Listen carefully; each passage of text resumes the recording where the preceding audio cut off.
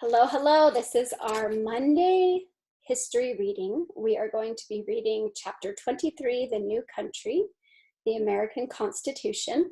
And you can either listen to this video while you read along, or you can start answering the questions as I'm reading this. Remember, this is all information you can get from your book. All the questions come literally straight out of this book in order from what I'm reading.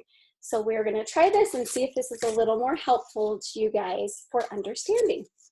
So this is our history reading time. All right, chapter 23, The New Country, the American Constitution. Have you ever driven to a different state? Did you see soldiers guarding the state border as you crossed it? When you stopped at the next gas station, did the clerk refuse to take your money because it was strange and foreign? Probably not.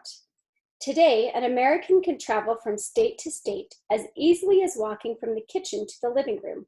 But right after the American Revolution, things were different. After the peace treaty with England was signed, the 13 American colonies became independent states. Each of the 13 American states began to pass its own laws and write out its own constitution. The Constitution is a set of rules explaining how a country will work. Trouble started right away. Each state was busy planning how to make treaties with foreign countries, 13 different treaties. Each state wanted its own navy, 13 different navies with 13 different admirals. Virginia and Maryland were quarreling about who had the right to claim the Potomac River, which ran between them. Not all of the states were even using the same kind of money. And although the colonies had borrowed money from France to help pay for the War of Independence, none of the states wanted to pay that money back. Each state thought that another state should pay the debt. Sounds like a big family having a fight, right?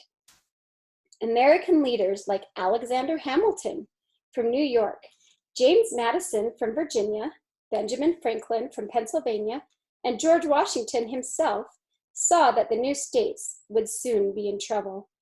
If they continued to act like 13 different countries, the new nation wouldn't be able to negotiate foreign treaties, build a strong navy, or send merchant ship abroad.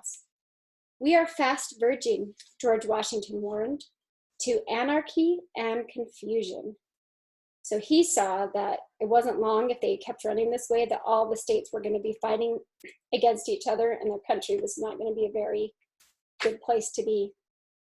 It was time for all of the states to join together and make a federal government, a government that had authority to act for all 13 states. Many Americans hated the idea of a federal government. After all, they had just fought a war to be free of the federal government of Great Britain. How could they be sure that a federal government wouldn't take away the power of each state to do as it thought best? Finally, 12 of the states offered to send their leaders to Philadelphia for a constitutional convention that would discuss the need for a federal government. George Washington didn't want to go. He was sure that the leaders, or delegates, would just argue and argue. But other Virginia delegates begged Washington to come. Everyone respected George Washington. If anyone could get the leaders of all the states to agree together, Washington could.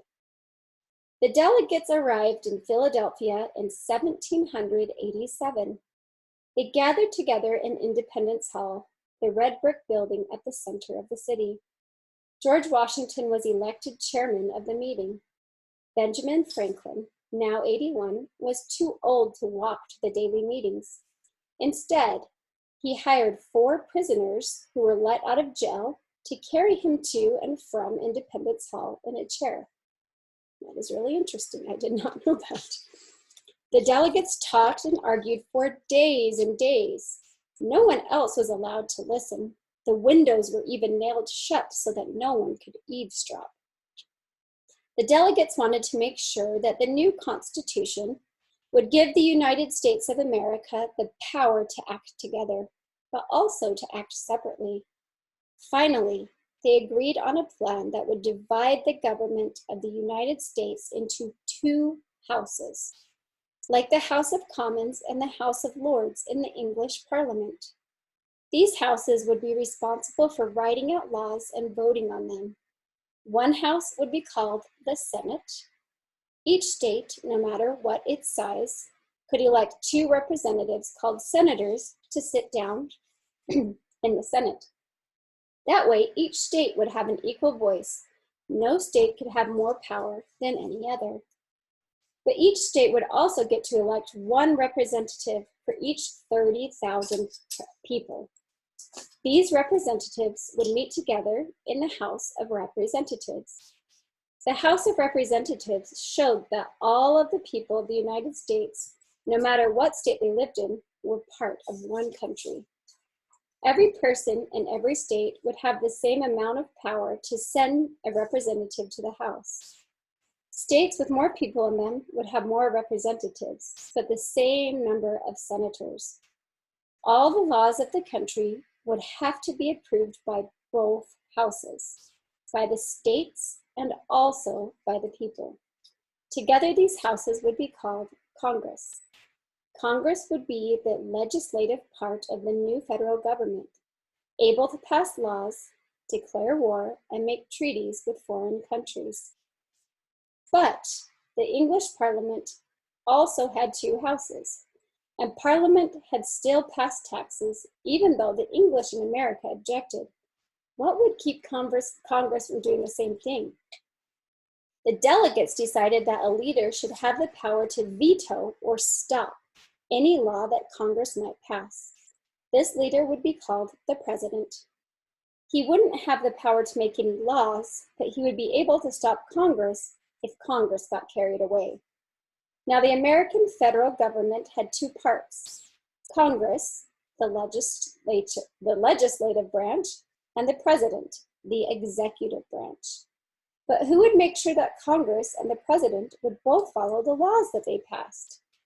The federal government needed a 3rd branch, a court of judges who would decide whether or not laws were being properly observed. This Supreme Court became the judicial branch of the federal government. Its members had to be chosen by the president, but Congress had to approve them. Now, each of the 3 parts of the government had to cooperate with the other parts. So each had a special job that it would do, but they all had to work together in agreeing about things. No one branch of government could grab all the power for itself. The delegates wrote all of these rules down in a new constitution, signed it, and then published it in newspapers in every state. The Constitution began, "We, the people of the United States, in order to form a more perfect union, establish justice, ensure domestic tranquility, provide for the common defense, promote the general welfare, and secure the blessings of liberty, to ourselves and our posterity, do ordain and establish this Constitution for the United States of America." Then the Constitution explained how the 3 branches of government would work. So that sounds pretty familiar, right? We recite that in our morning meetings once a week. The delegates had decided that 9 states would have to agree to accept or ratify the Constitution. So 9 out of 13 had to agree with what was being passed or what was being decided upon. The first state to agree was Delaware on December 7th, 1787. By January of 1788, Pennsylvania, New Jersey, Georgia, and Connecticut had also ratified it. It took 4 more months for Massachusetts, Maryland, and South Carolina to agree. When New Hampshire, the 9th state to vote, ratified the Constitution in June of 1788, the Constitution became the law of the United States of America. Not everyone was pleased with the Constitution. Quick-tempered Patrick Henry from Virginia called it a horridly frightful document. He was afraid that the president would become a king and that Congress would be able to use too much power against the people. He wanted the Constitution to have a Bill of Rights attached to it, a list of powers that the government could never use against the people of the United States. Many other Americans wanted a Bill of Rights too. So yes, we have a government that has the power to do things, but we, the people who came to this country seeking freedom, we want to have some rights that are ours, no matter what the leaders of the country say. So we have a constitution saying this is where power is and how decisions are made, but a lot of people said we want some rights that are ours, no matter who our leader is. All power is subject to abuse, James Madison remarked. And so we must fortify the rights of the people against the encroachments of the government. 4 years later, a Bill of Rights was added to the original Constitution.